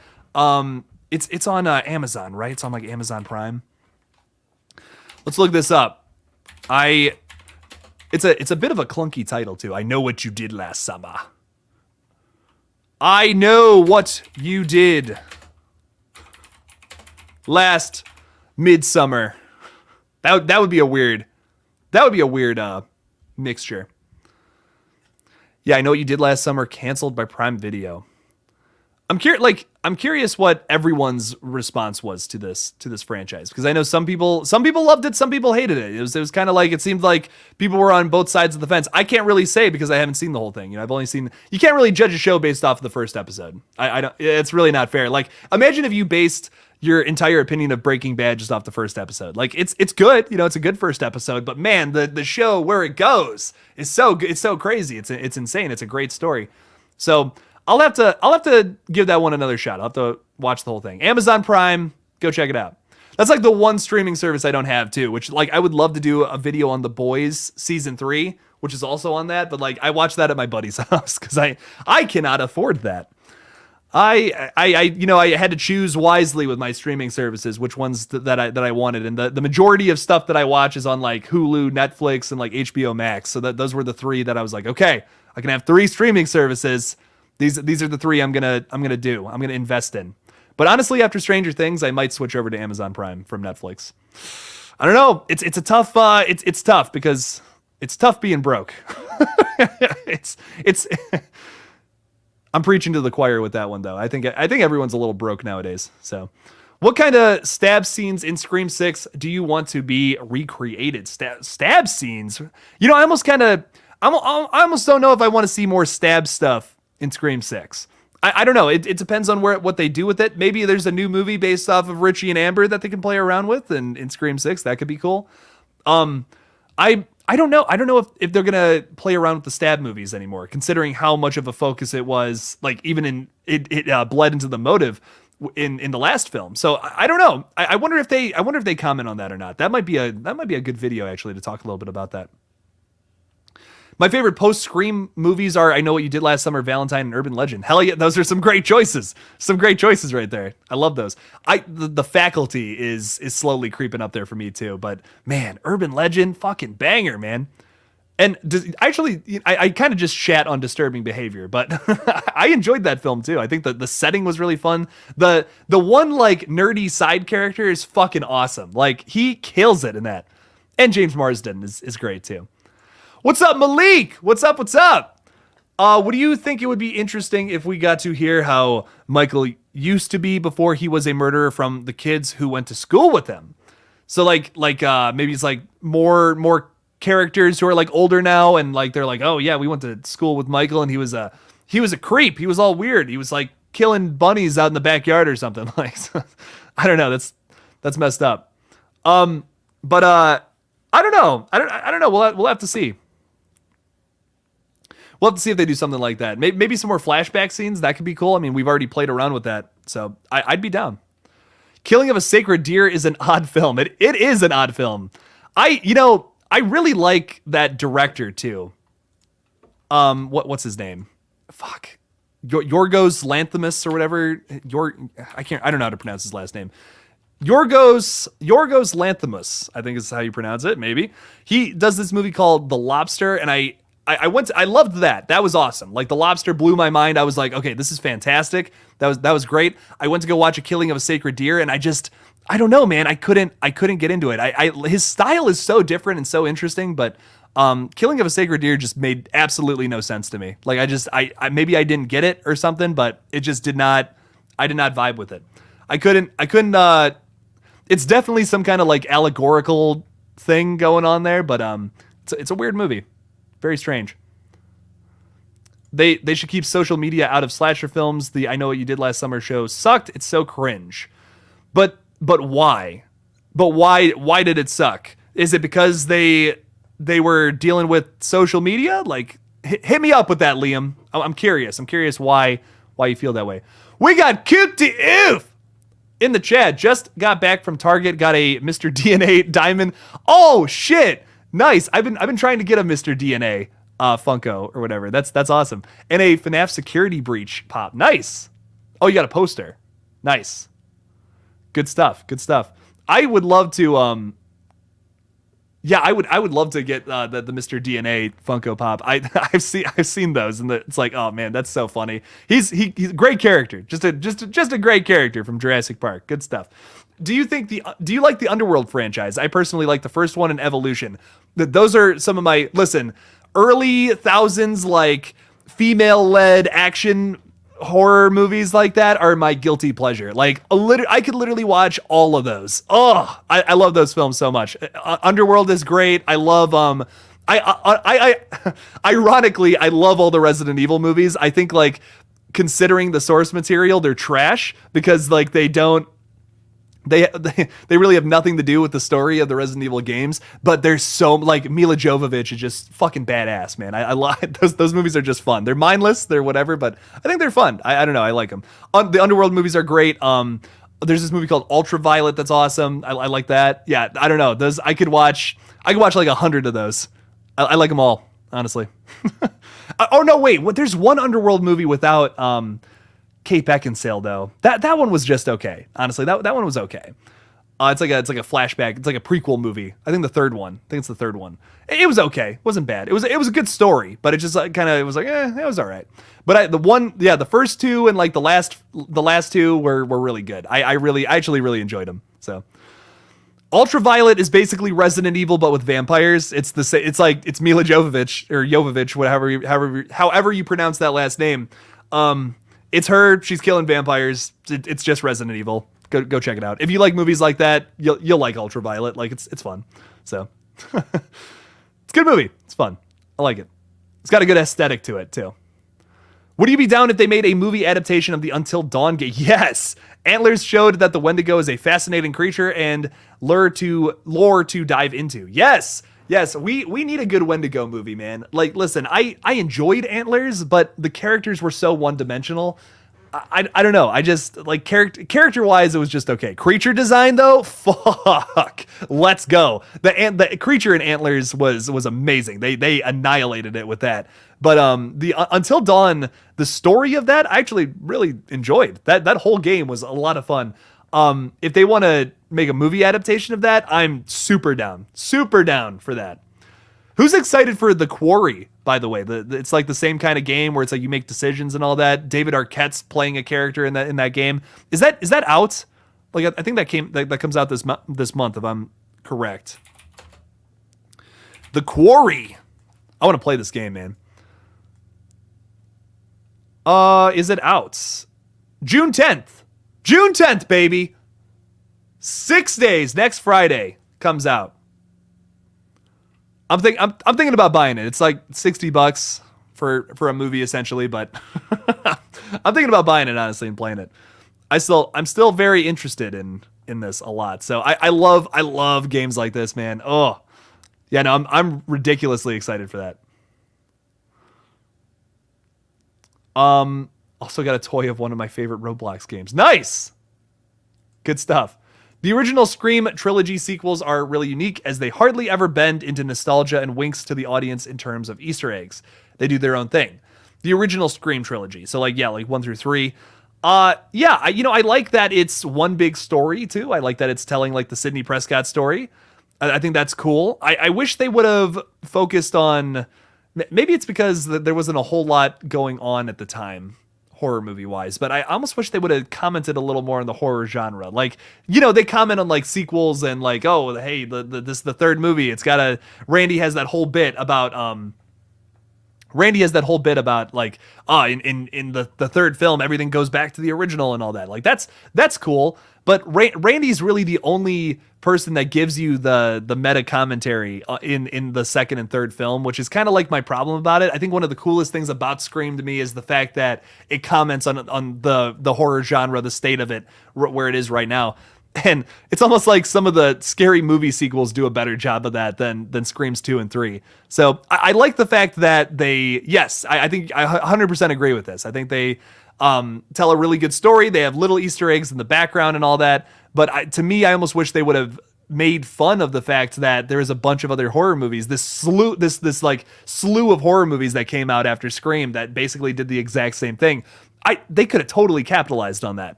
To me, like if I was writing that trilogy, like you go back to 96 and I'm writing that, I would have made the Screams 2 and 3 all about the fact that like all these movies were coming out basically doing the exact same thing. I would have poked some fun at that a little bit. Like harmless stuff. I wouldn't say they sucked. It would be like a funny jab, you know what I mean, at all those. But yeah, I don't know. That's just my thought. I do like those films though. They're good. Just fell flat in my opinion. The story they tried to put into the show just did not fit what the creators intended to be. There was more to do, but it just did not establish a strong story. Yeah, I gotta watch it. I do have to sit down and watch that because I'm curious. I'm curious what they do. It just kind of looks like Euphoria with a slasher. You know what I mean? So I don't know. I don't know if I'd be interested in it or not. So we'll have to see. Thoughts on if they did a Haddonfield TV series based around the Myers family and the iconic mask. Oh, man, that could be fun. I mean, like, give me a series that is like one big slow, like it would have to be a mini series. Give me one big slow burn up to Judith Myers' death. That could be cool. Recreating that scene. Would it still be suspenseful knowing it's coming, or maybe that's the whole idea of the show. Maybe that's the whole idea is like to show you how Michael Myers became who he is. That could be fun. That could be fun, I think. I'd be down for that. But to answer the question, we've been going for an hour and 41 minutes. Holy crap. To answer the question of where has Michael been for the past 4 years, it's a strange question because we really don't know how they're going to answer it. We left off on a cliffhanger in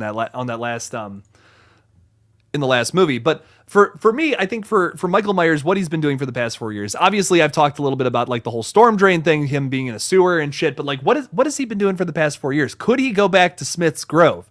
Is this something we'd like to see? I don't know. I don't know. I feel like there's an opportunity to do something different where it's not just necessarily him breaking out of like the sanitarium and all that, where you could have maybe Laurie going in and finding out he's still alive. Maybe she presumed he was dead or something. Allison and Laurie were just like, oh yeah, he's dead. Whatever. It's over. Then finding out like, oh, he's still alive. He's back at the sanitarium. They go and break in. They go to try to kill him or something. It's this crazy scene. Maybe they accidentally incite like some kind of riot where Michael Myers escapes. You could have a whole sequence there instead of just like one escape sequence. I don't know. I think that might be fun. I think that could be cool. That would be a cool and interesting. It's something I was just reading about this morning. It was a cool it was like a little theory that I was reading in like some article, and I'm like that might be interesting. But I like the idea of like Michael Myers has disappeared and like people have given up the search of looking for him because he's like gone, that no one can find him, no one knows what he's doing. I like the idea of him like just living in a cave or something. Like No Walk 420 is talking about that here. About like Myers is a cave dweller. He's living in the cave systems or something. He's like hunting for his food. He's lighting a fire every night. He's a caveman Michael Myers. I don't know. To me that would be kind of scary. That'd be kind of interesting. I'd be kind of down for that. So we'll have to see. Loved Carrie Fisher in Scream 3. Me too. Love me some Carrie Fisher. Rest in peace. In Scream 5, Mindy said, Knives Out sucked.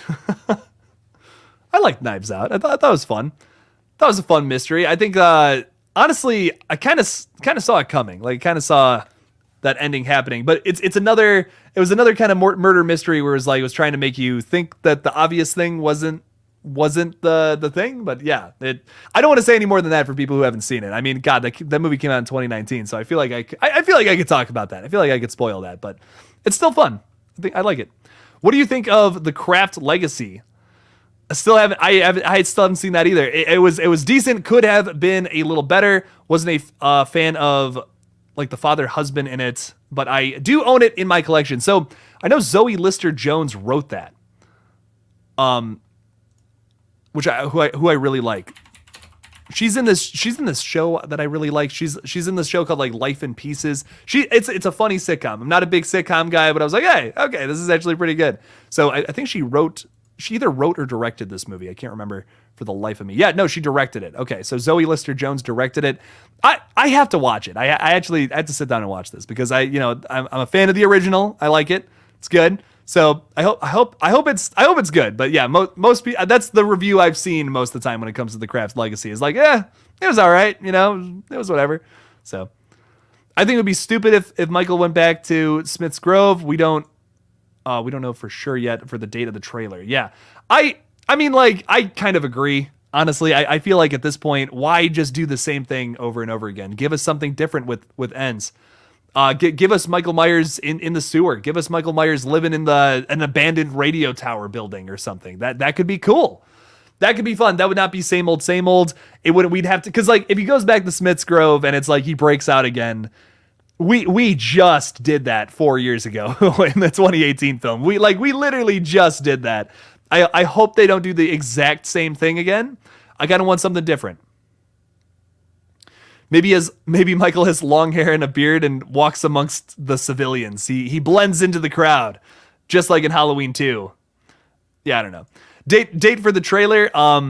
It's probably sometime soon, like in the next couple of weeks or so. I'd say. I bet we'd get it sometime at the end of June. Like if I was a betting man, I'd say end of June. It's probably when we're getting it. That's when we got it for the 2018 film and Halloween Kills. So that's what I would suspect. And it's a good time to start marketing your movie too for when it comes out in October. Like I feel like it makes more sense. So makes a lot of sense to start marketing your movie now and start like really hyping it up for October. That gives you like a really good like 3-month period to start going nuts and being like, hey, like end of June, starting really ramping it up, July, August, September into like the first 2 weeks of October. I think that's perfect timing for them.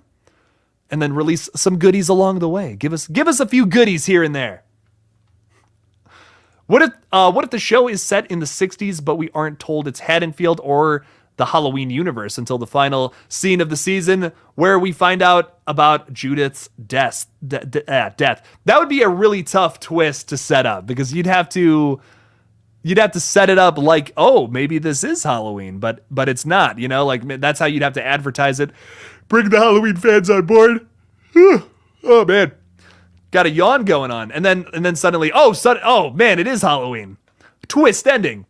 I would love for something like that to happen. I've talked a little bit about like something crazy like that happening with the Scream franchise, where they kind of pull a Clue on us, where every single theater that they send the movie to has a different ending. Like there's 3 different endings, but no matter what, it all depends on like what screening you're seeing, what theater you're going to, of what ending you actually see in the theater. I think that'd be pretty sick. And then like when you actually get the Blu-ray, you can watch all 3 of the endings, So I don't know. I think it would be cool to do something like that, something experimental. So Terrifier 3 should happen, and I'm making sure it does. It's they already got plans to do that, Coop. Damien Leone has talked a little bit about Terrifier 3 here and there, so I hope it happens. I'm excited for Terrifier 2. It's hopefully coming out this October. Maybe we'll actually get some news about it too. That would be great. That would be awesome if we could get some kind of update on that, or the second trailer that was supposed to come out like last week. But I don't know, man. Well, I guess we'll see. Just have to keep on waiting. Keep on waiting. as the Limp Bizkit song goes. That's not how it goes. Definitely not how it goes.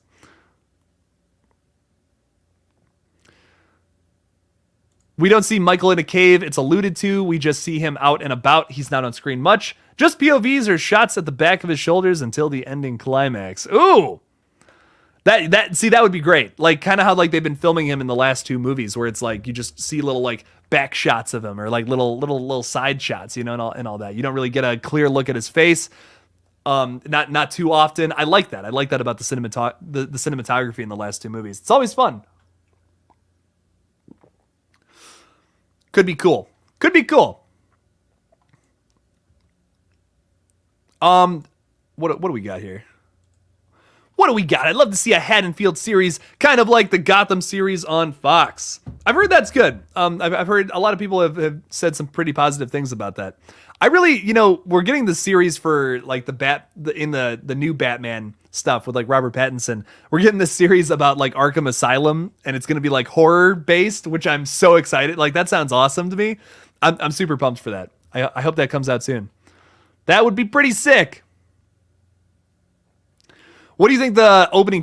this is actually a good question. What do you think the opening credits of Ends will be? Well, in the last one, we got a bunch of pumpkins that were on fire. So I feel like this one's going to be a little more... Like, maybe we get, like, smoke or something. Like, smoke coming through a pumpkin. Something along those lines. I keep saying this. How poetic would that be? Like, a bunch of smoke blowing through some pumpkins. Like, it's just a bunch of random shots of that. And maybe some, like, cool lights. Some cool, like, orange and blue lights, like on that. It's got to be something really stylistic. Something to do with pumpkins. Too. Gotta be pumpkin based with that. Everyone is begging for a trailer on Twitter. Yes. We don't need to see Michael breaking out again.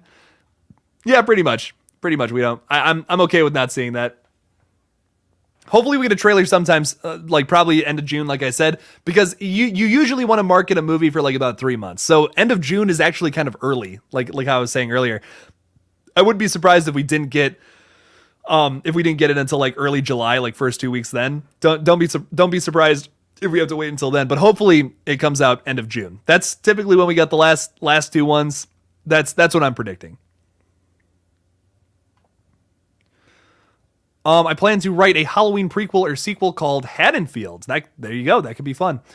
Ghost mysteries. That'd be pretty sick. All right, y'all. Well, it is 4:00 mine time, so I'm probably gonna get wrapping up here. Just wanted to do a fun little quick live stream because, well, why not? Why not do a crazy little live stream in the middle of the day? I got nothing going on because I don't know. I still haven't gotten a call from my buddy Matt, who apparently we're supposed to be filming today, but nothing. Nothing yet. So thank you guys so much for stopping by. Thanks for hanging out with me as always. I greatly appreciate it. I don't know what else I'm going to be doing this weekend. Like I said, I'm going to be filming, but Tuesday I'll be back probably doing a live stream, doing something that day. But regardless, I appreciate your support. I appreciate the fact that y'all came and hung out with me for like 2 hours almost. That's pretty good stuff. So much love to all. And as always, don't forget to kill it out there, y'all.